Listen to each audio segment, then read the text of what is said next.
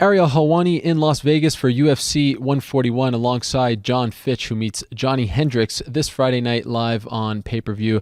And John, welcome back. It's been a while, and I'm sure you're very happy to be back.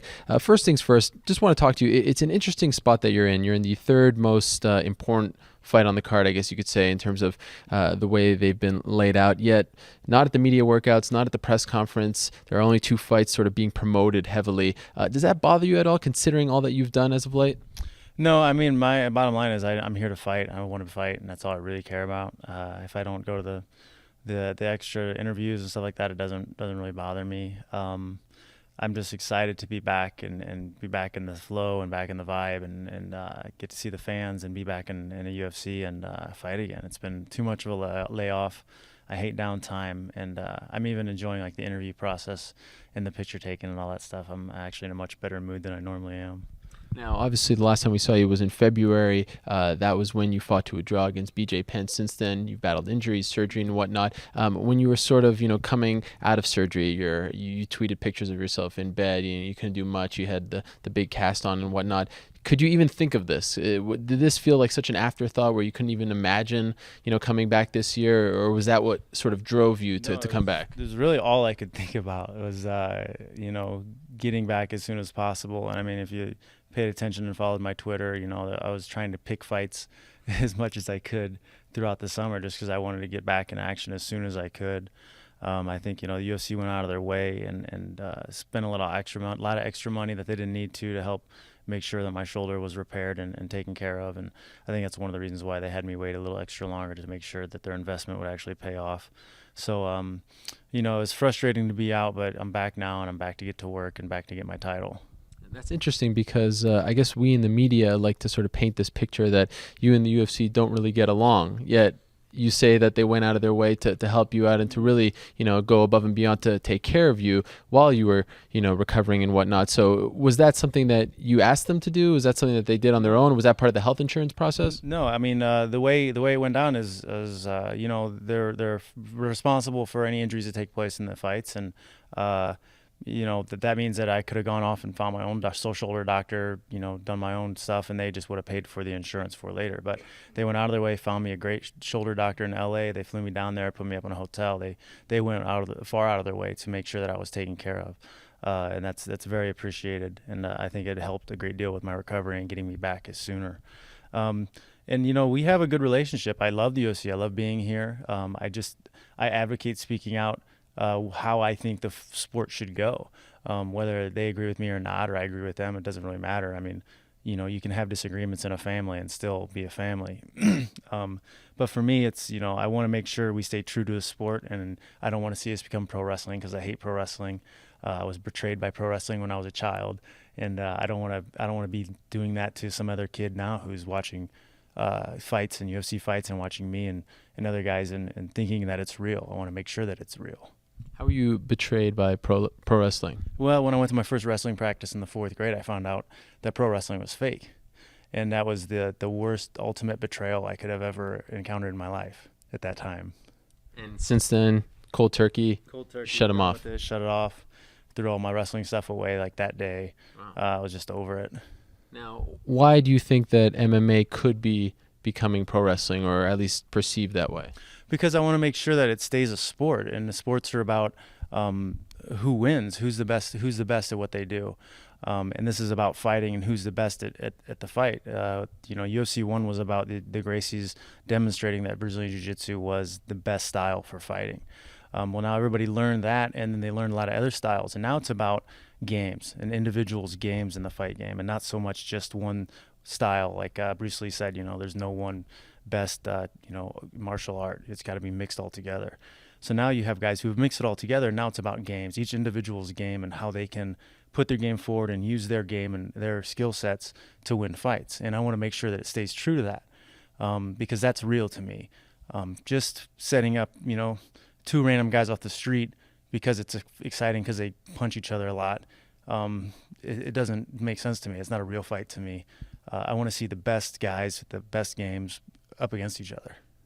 You're not the first to bring this up, that you're afraid that the trash talking and all that sort of, gets more attention than someone who just goes out there and wins. But do you feel as though it's all sort of falling on deaf ears? Because at the end of the day, those guys are going to get more attention. And let's say someone like yourself who just goes out there, puts on his hard hat, blue collar type of guy, wins, but maybe not garnering the same kind of attention.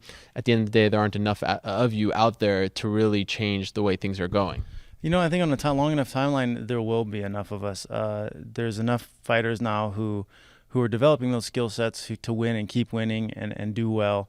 And I think the focus will shift, because I think, the expansion of the sport is kind of powerful right now. And a lot of that trash talking, a lot of the outside stuff is involved with the expansion of the sport. Well, once that sport's expanded, I think it's going to fall back on, the base of the sport. Does the sport have legs? And I think guys like me, and there's plenty of other guys like me who fight the way I do, or fight with their skill set, regardless of what their skill set is, that's going to support the sport and it's going to carry it forward. How much of a setback do you think your fight result with BJ Penn was for you, considering the fact that there was talk that you were maybe going to fight for a title if you won? You ended up fighting to a draw. How much of a setback was that in your opinion? Yeah, it was huge. I dropped the ball. I started flat, and it was my fault. I should have woken myself up earlier. I should have started the first round like I finished the third. So, I did. I lost. I had a huge opportunity. If I would have started the fight off the way I finished it, I would be fighting for a title, or I'd be in this mix right now that's going on. So yeah, I kind of screwed myself a little bit with that. But regardless, I had to make up for that with the big win on Friday. Did you take BJ for granted? No, I think just mine was somewhere else. I don't think I was focused where it needed to be, and it wasn't until about the second round that I woke up and realized that I was in a fight. When you say that, for a fan watching this, this is obviously your job. How could you not be focused on the task at hand? What was going on around you? I ask myself the same thing sometimes. But, there's all kinds of stuff going on. I was fighting for the first time in another country. As a main event, a lot of extra interviews, a lot of extra stuff going on, new diet, being married for the first time. So many different outside things, and just not letting my mind get focused the way I needed it to. You're 21-1-1 in your last 23 fights, if I'm not mistaken. Yet when people talk about the top contenders at 170 now, they talk about Condit, Diaz, Ellenberger gets mentioned, Sanchez. You don't get mentioned as much. Why do you think that is? When you're on the shelf and you're injured, you kind of disappear. You add that with you're only as good as your last fight, and you put a draw with being on the shelf, and then you pretty much disappeared from a lot of people's consciousness. So I have to be aware of that and put myself back in everybody's forebrain on Friday night. When the UFC called you up and said they want you to fight Johny Hendricks next, what was your reaction? I was hoping for one of the guys who's been, in the mix for the title and that kind of stuff, but being off as long as I have, I just need a fight. And Johny Hendricks is a very tough opponent. He's got a very high skill set. And, I've had a history of fighting really tough guys that people don't know about. And those guys end up doing really well in the UFC after we fought.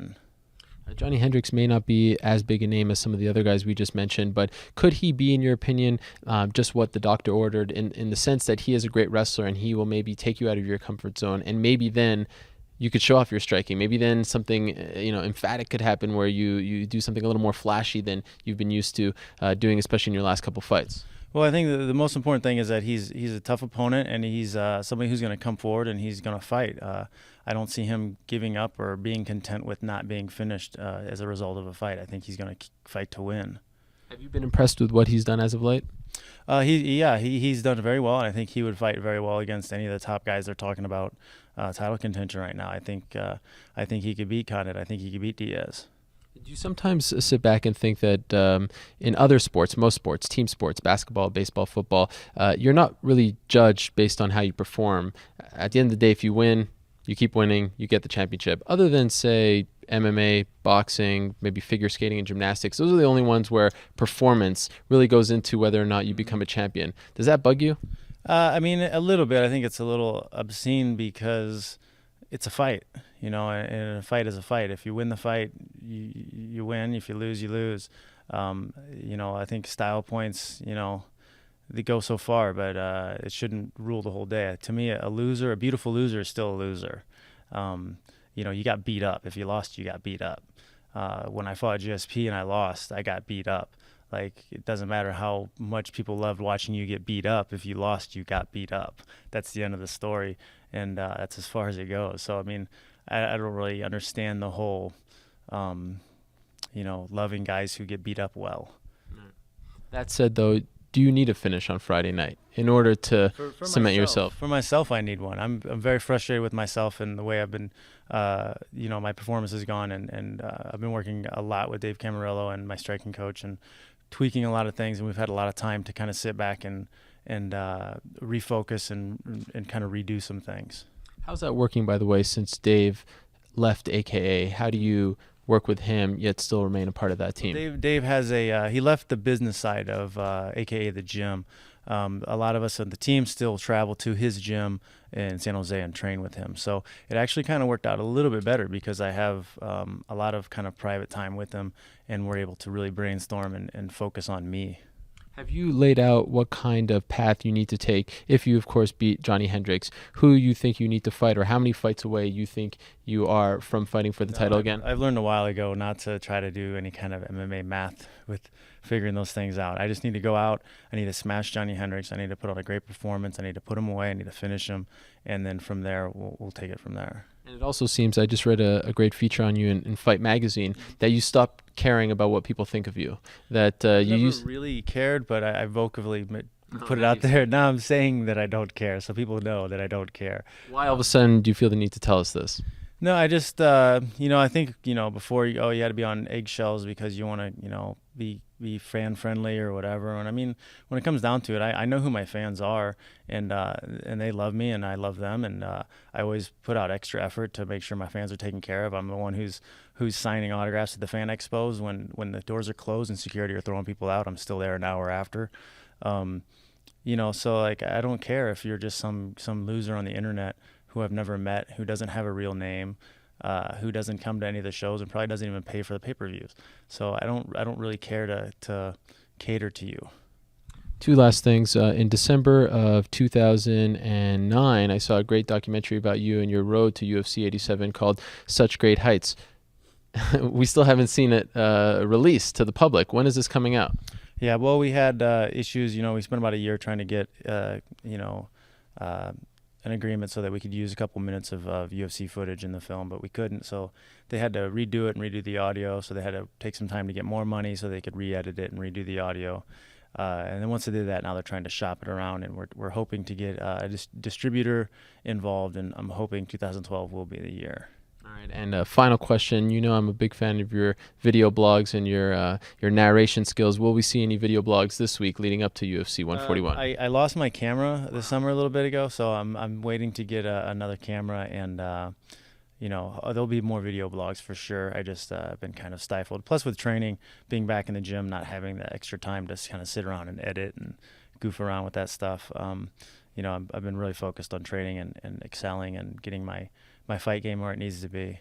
All right, well, no Jon Fitch video blogs, but you will get to see Jon Fitch back in action. Maybe a post-fight. Maybe I'll do something post-fight, put something up. We'll with see. Narration and ukulele. Because the UFC did hook us up with some pretty sweet iPads.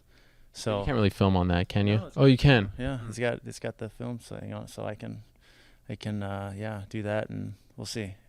All right. I was going to do a little nice segue there saying that no video blogs, but you will get to see Jon Fitch in action this Friday night at UFC 141. He takes on Johny Hendricks. Good luck to you, and great to see you back. Right, thank you.